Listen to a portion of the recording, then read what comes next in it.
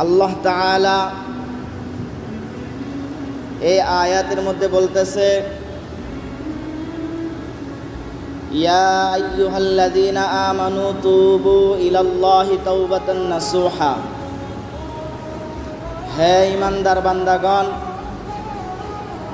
তোমরা আল্লাহর দরবারে খাঁটি তওবা করো, প্রকৃত তওবা করো। আল্লাহর দরবারে যদি খাঁটি তওবা করা যায়, প্রকৃত তওবা করি, তাহলে লাভ কি? আল্লাহ তাআলা বলেন, আসা রব্বুকুম আইয়ুকাফিরা আনকুম সাইয়্যাতিকুম। আশা করা যায় আল্লাহ তাআলা তোমাদের সকল গুনাহসমূহ মাফ করিয়া দিবেন। আরো লাভ কি? আরো লাভ হইল ওয়ায়ুদখিলাকুম জান্নাত, আর তোমাদেরকে অনন্ত চিরস্থায়ী সুখের জায়গা, চিরস্থায়ী বসবাসের জায়গা জান্নাতে প্রবেশ করাবে। তো প্রকৃত তওবা করলে, খাঁটি তওবা করলে আল্লাহ তাআলা কি করেন? অতীতের সকল গুনাহসমূহ মাফ করিয়া দেন, আরও কি করে? জান্নাতে প্রবেশ করিয়া দেন। খাঁটি তওবা করলে, প্রকৃত তওবা করলে আল্লাহ তাআলা বান্দাকে কি পরিমাণ ভালোবাসে, আল্লাহ তাআলা কতটা খুশি হয়। তিরমিজি শরীফে একটি হাদিস রয়েছে, মুসলিম শরীফেও হাদিসটি আসছে।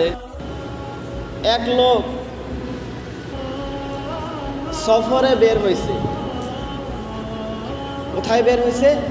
সফরে। বাহন নিয়ে, খানা পিনা, সফরের ইত্যাদি সামগ্রী নিয়ে, বয়বস্তু নিয়ে কি হয়েছে? সফরে বের হয়েছে। তো সফর যখন শুরু করলো, সফর করতে করতে মরুভূমিতে সফর করলে একটা সময় মানুষ কি হয়ে যায়? ক্লান্তি হয়ে যায়, হায়রান পেরেশান হয়ে যায়। তো লোকটা যখন ক্লান্তি হয়ে গেছে, হয়ে যাওয়ার পর একটা গাছের তলে, ছায়ার তলে একটু সময় আরাম করার জন্য গাছের তলে বসে গেছে। তো ওই লোকটা যখন ওই ছায়ার তলে আরাম করার জন্য বসে গেছে, লোকটা চোখে ঘুম চলে আসছে, একটু ঘুমাইসে গেছে। সঙ্গে কি ছিল? সঙ্গে ছিল একটা বাহন, উট, আর তার সাথে খানা পানি, সফর করার যেগুলো বস্তু লাগে ওইগুলো বস্তু সাথে ছিল। যখন ঘুমাইছে, ঘুমাসার পর ওই বাহন সহকারে, আর বাহনে যে খানা পানি সব ছিল, ওই সব বস্তু সহকারে বাহনটা হারিয়ে গেছে, অন্য কোথাও চলে গেছে। এবার যখন ওই লোকটার ঘুম ভেঙে গেছে, ঘুম ভাঙার পরে দেখে যে আমার বাহনও নাই। তো ঘুম ভাঙার পরে এবার টেনশন, মরুভূমিতে একা একা, কোথায় কোনো জায়গায় কোনো খাওয়ার ব্যবস্থা নাই, পানির ব্যবস্থা নাই। এবার লোকটা চিন্তা করতেছে যে এইবার যদি আমি এখান থেকে ঘুরে আমার বাসায় যেতে চাই, তাহলে আমি যেতে যেতে খানা নাই, পানি নাই, মরে যাব। আর যে জায়গায় সফর করতেছে, এখান থেকে যদি সফরেও যাই, যে জায়গায় যাব ওই জায়গায় যদি যাই, তবু আমার খানা নাই, পানি নাই, কি হয়ে যাব? আমি মরে যাব। তো লোকটা এই কথা চিন্তা করে সিদ্ধান্ত করলো যে রাস্তায় মরার চাইতে এই গাছের তলে ছায়ার মধ্যেই না খায়া না নুয়া মরাই ভালো। এই কথা চিন্তা করে, এটা সিদ্ধান্ত করে লোকটা আবার গাছের তলে ঘুমায় গেছে। এবার যখন ঘুমায় গেল, আবার কিছুক্ষণ পর আবার যখন জাগ্রত হলো, ঘুম থেকে ওঠার পরে দেখে তার যে হারিয়ে যাওয়া বাহন, উট, খানা পিনা ইত্যাদি সহকারে তার সম্মুখে উপস্থিত হয়েছে। এইবার লোকটা কি পরিমাণ খুশি হয়েছে। একজন মানুষ যখন মরবো সিদ্ধান্ত নিয়ে ফেলছে, মরে যাব, এই সিদ্ধান্তেই ঘুমিয়ে গেছে, আবার যখন আগের বস্তু ফিরে পেল, কি পরিমাণ খুশি হব। আল্লাহর নবী হাদিসে বলেন, বিশিদ্দাতিল ফারহি, বিশিদ্দাতিল ফারহি, খুশির অতিশয্যে, খুশির ঠেলায় এই পরিমাণ খুশি হয়ে বলতেছে, আল্লাহুম্মা আনতা আবদি ওয়া আনা রব্বুক, আল্লাহুম্মা আনতা আবদি ওয়া আনা রব্বুক। খুশির কারণে, বেশি পরিমাণ খুশির হওয়ার কারণে আল্লাহকে বলতেছে, হে আল্লাহ তুমি আমার গোলাম, আমি তোমার রব। আল্লাহুম্মা আনতা আবদি ওয়া আনা রব্বুক, আমি আপনার বান্দা। বলতেছে আপনি আমার বান্দা, আমি আপনার রব। তো ওনার এটা ছিল মুখের কথা, ওনার অন্তরের কথা ছিল কি? অন্তরের কথা ছিল আপনি আমার প্রকৃত রব, আমি আপনার গোলাম। তো আল্লাহর নবী তিরমিজি শরীফের এই হাদিসের মধ্যে বলতেছেন, লাল্লাহু আফরাহু বিতাওবাতি আহাদিকুম মিন আহাদিকুম বিদাল্লাতিহি ইযা ওয়াজাদাহা। যখন কোনো মানুষ তার কোনো বস্তু হারিয়ে যাওয়া বাহনটা যখন ফিরে পায়, যেই পরিমাণ খুশি হয় একজন বান্দা, তার চাইতে কোটি কোটি গুণ বেশি খুশি হয় একজন বান্দা আল্লাহর কাছে যখন খাঁটি তওবা করে।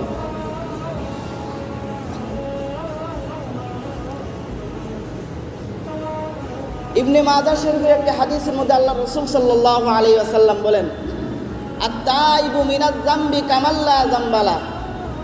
কোনো বান্দা যদি প্রকৃত তওবা করে, সে এমন হয়ে গেল জীবনে তার যারা কোনো গুনাহ হয়ই নাই, সে যেন কোনো গুনাহ করেই নাই।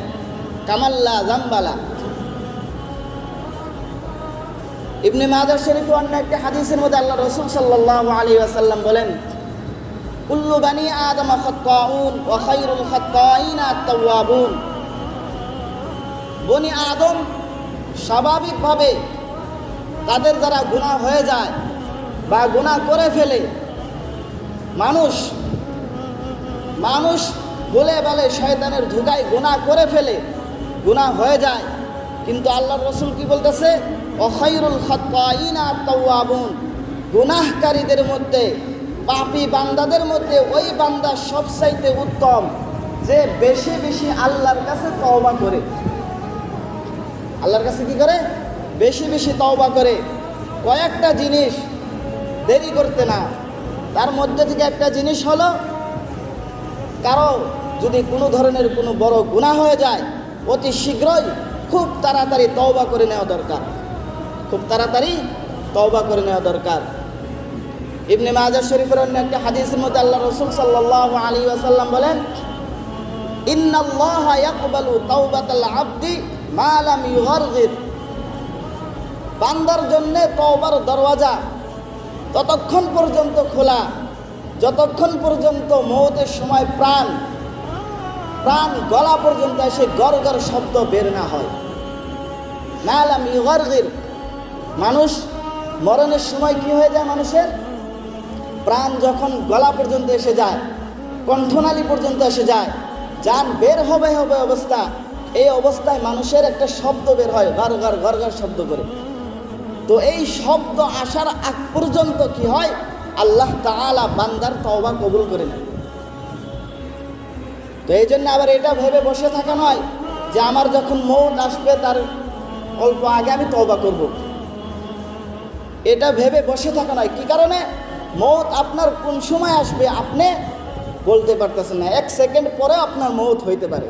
ইযা জাআ আজালুহুম লা ইস্তাখিরুনা সাআতান ওয়া লা ইস্তাকদিমুন। মওত যখন আসে 1 সেকেন্ড এদিক ওদিক করার কোনো ক্ষমতা দুনিয়ার কারো নাই। তো এজন্যে সময় আসার আগে কি করে নেওয়া? আল্লাহর কাছে তওবা করে নিজের জীবনের অতীতের সমস্ত গুনাহসমূহকে কি করিয়ে নেওয়া? মাফ করিয়ে নেওয়া। তওবার কয়েকটি শর্ত আছে। কিরকম করে তওবা করলে আল্লাহ তাআলা মাফ করবে, তওবার শর্ত আছে। বহুত মানুষ শোনা যায় মুখে, যদি বলি যে ভাই নামাজ পড়েন না কেন, রোজা রাখেন না কেন, পাপ কাজ করেন কেন, বলে আল্লাহর কাছে তওবা করে সব মাফ করে নেব মরণের আগে। বাবা তুমি তো তওবা জানো না, তওবা কাকে বলে? তওবার কয়েকটি শর্ত আছে। মুহাদ্দিসিনে কেরাম তওবার 3টি শর্ত লিখছে। 1 নম্বর শর্ত হলো অতীতে পূর্বে যে গুনাহ হয়েছে ওই গুনাহের প্রতি অনুতপ্ত হওয়া, লজ্জিত হওয়া, শর্মিন্দা হওয়া। 1 নম্বর শর্ত কি? এক নম্বর শর্ত হলো পূর্বে যে গুনাহ আমার দ্বারা হয়েছে ওই গুনাহের প্রতি কি হওয়া, অনুতপ্ত হওয়া, শর্মিন্দা হওয়া, লজ্জিত হওয়া যে আমার দ্বারা এই গুনাহ হয়ে গেছে। দুই নম্বর শর্ত কি?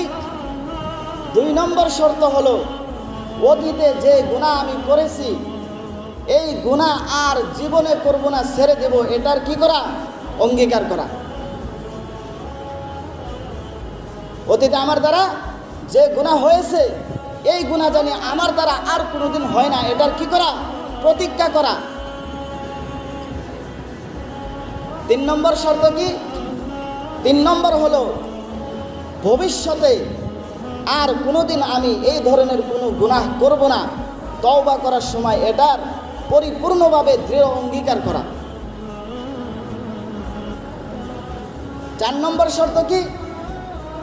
চার নম্বর শর্ত ফকিহগণ লিখছে যে 4 নম্বর শর্ত হলো কেউ যদি আল্লাহর কাছে খাঁটি তওবা করতে চায় তার জন্য 4 নম্বর শর্ত হলো বান্দার হক আদায় করা।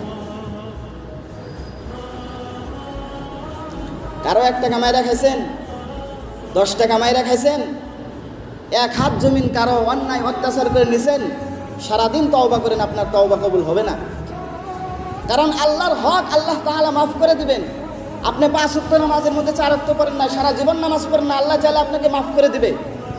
সারা জীবন আপনি রোজা রাখেন নাই, তওবা করেন, আল্লাহ চাইলে মাফ করে দিবে। কিন্তু যে বান্দার 1 টাকা আপনি অন্যায় অত্যাচার করে আপনার নিজের পেটের মধ্যে ঢুকাইলেন, ওই বান্দা যতক্ষণ পর্যন্ত আপনাকে মাফ না করবে আল্লাহ তাআলা আপনাকে মাফ করবেন। এই জন্যই তওবার 4টি শর্তের মধ্যে একটি শর্ত হলো বান্দার হক আদায় করা। এইভাবে যদি কেউ তওবা করতে পারে আল্লাহ তাআলা বলেন তাকে আল্লাহ তাআলা মাফ করে দিবেন। কুরআনুল কারীমে সূরা তাহরীমে আল্লাহ তাআলা যে আয়াত নাযিল করছে, ইয়া আইয়ুহাল্লাযীনা আমানু তুবু ইলাল্লাহি তাওবাতান নাসুহা, হে ঈমানদার বান্দাগণ তোমরা আল্লাহর কাছে খাঁটি তওবা করো, তওবার মতো তওবা করো, তওবায়ে নাসুহা করো। লাভ কি?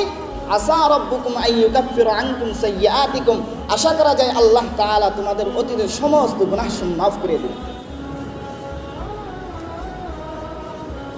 ওয়া ইদখিলাকুম জান্নাত, আর যদি প্রকৃত তওবা করতে পারি আল্লাহ তাআলা অবশ্যই আমাদের কি করবেন, জান্নাতে প্রবেশ করাবেন।